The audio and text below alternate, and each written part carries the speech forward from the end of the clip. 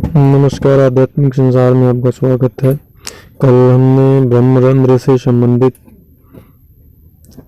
अनुभव शेयर किए थे। उसी के आगे बढ़ते हुए क्रम में यह जानकारी, जब हमारी कुंडलिनी शक्ति ब्रह्मरंध्र पे पहुंचती है तो वहां पे ऐसा लगता है जैसे किसी नुकीले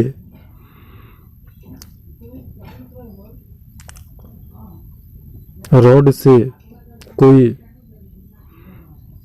सर के ऊपरी वाले हिस्से पे को जैसे नीचे से ऊपर उड़ेद रहा होता है, ये अनुभूति होती है। साथ ही साथ साधक को कभी कभी ऐसा लगता है कि वह जमीन से उठ करके ऊपर और फिर आके जमीन पे बैठ जा रहा है। इस प्रकार की भी अनुभूति होती है। यहाँ पे बहुत सारे साधकों को कंफ्यूजन हो जाता है, जैसे वह स्वयं को, जैसा कि मैंने अपने प्रीवियस वीडियो में बताया था, स्वयं को एक प्रकाशवान स्थान पे पाते हैं और अपने स्वरूप में ही उन्हें उनके इष्ट के स्वरूप के दर्शन होते हैं या अन्य किसी देवता के स्वरूप के दर्शन होते हैं।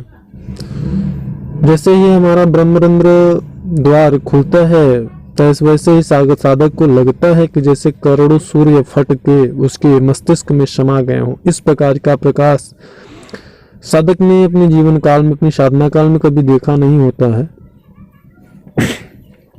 जब उस प्रकाश में स्वयं वह किसी भी इष्ट के रूप में, स्वरूप में खुद को देखता है या किसी देवी या देवता के स्वरूप में खुद को देखता है, तो कई बार साधक यहाँ पे भ्रमित हो जाते हैं। भ्रमित इसलिए हो जाते हैं कि उन्हें यह लगता है कि मैं स्वयं ईश्वर हूं, मैं स्वयं इस देवी या देवता का स्वरूप हूं। ऐसा तो यह हमेशा से एक विवादास्पद विषय रहा है।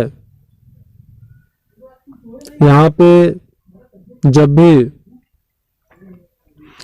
साधक की साधना चल रही होती है, उस स्थिति में हर एक साधक के साथ में ऐसा होता है, वह स्वयं को अपने इष्ट के स्वरूप में देखता है, अपने आप को ही वह देवता के रूप में देखता है। इस स्थिति में कई साधक यह भ्रम पाल लेते हैं कि मैं विष्णु का अवतार हूँ, मैं शंकर का अवतार हूँ, नारायण का अवतार हूँ, दुर्गा का अवतार हूँ, जबकि वास्तविकता यह नहीं होती है। यह हमारे मस्तिष्क की अत्यंत सशक्त सात्विक वृत्तियां हैं, जो किसी भी देवी या देवता के स्वरूप को धारण कर सकती हैं। हमने अपने प्रीवियस वीडियोस में बताया है अप्सरा साधना में किस प्रकार हमारे जो जाप का ऊर्जा होता है, वह अप्सरा के स्वरूप का निर्माण उस ऊर्जा से, उस छोटे छोटे प्रकाश की किरणों के द्वारा किस प्रकार उस शक्ति का निर्माण होता है और हमें प्रत्यक्षीकरण होता है। तो इसी क्रम में यहाँ पर जो सशक्त, अत्यंत सशक्त शक्तिशाली जो सात्विक वृत्तियां होती हैं, वो किसी भी देवी देवता का स्वरूप धारण करके आपको दिख सकते हैं। उस स्थिति में आप स्वयं को यह मान सकते हैं, भ्रमित हो जाते हैं यदि आपके कोई आपका मार्गदर्शक है। खास करते ज्यादा से ज्यादा तो मार्गदर्शक भी भ्रमित रहते हैं, क्योंकि वह स्थिति ही ऐसी होती है। और यहाँ पे साधक को विशेष प्रकार की नाद सुनाई देते हैं, जो कि हमारा 10वां नाद है, मेघनाद। तो यहाँ पे यह नाद योग के अभ्यासी इसे बड़े गौरपूर्वक सुन।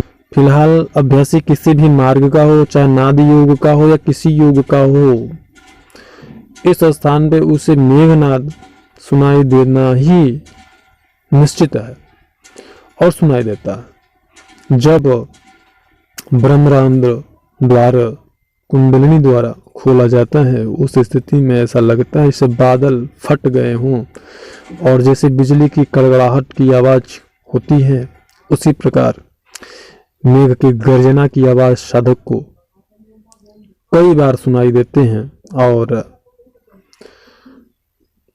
उस स्थिति में प्रकाश ही प्रकाश उसे दिखाई देता है और स्वयं को उस प्रकाश में नहाता हुआ देखता है या किसी अन्य संबंधित देवी या देवता के स्वरूप में स्वयं को देखता है और भ्रमित हो जाता है कि मैं इस शक्ति का अवतार हूँ, जो कि पूर्णतया गलत होता है। ऐसा कभी नहीं सोचना चाहिए। और यहाँ पे आगे की विशेष साधना से संबंधित जानकारी हम अपने नेक्स्ट वीडियो में देंगे।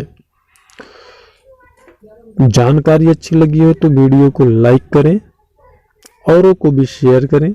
हमारे चैनल पे पूर्णतः वास्तविक और सत्य जानकारियां ही प्रकाशित होती हैं, जो कि अनुभव पर आधारित होती हैं। कही सुनी बातों पर या सोशल मीडिया पर उपलब्ध ज्ञान के अनुसार किसी भी जानकारी को प्रकाशित नहीं किया जाता है। गुरु मार्गदर्शन में मार्गदर्शक साधना करने वाले साधकों के ही अनुभव शेयर होते हैं यहाँ पे, चाहे वह स्वयं मेरा खुद का अनुभव हो या मेरे शिष्यों का हो। मिलते हैं नेक्स्ट वीडियो में, तब तक के लिए नमस्कार।